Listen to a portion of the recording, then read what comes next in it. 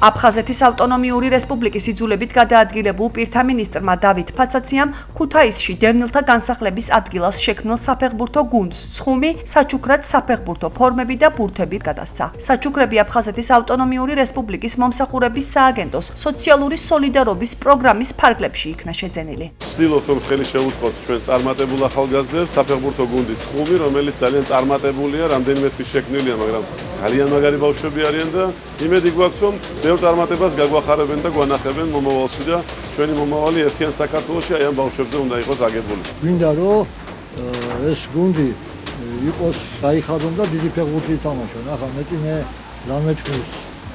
ადრობის მეტი არა, მეც გახარებული ვარ ბავშვებით და დავინახე ამდენი საჩუქრები რომ მოიტანო. ძალიან მადლობელი ვარ რომ დაგვირიგეს საჭირო ინვენტარები და მომავალში ჩვენი მიზნები არის ყოველთვის ჩემპიონობა და უფრო მეც მივახცევთ.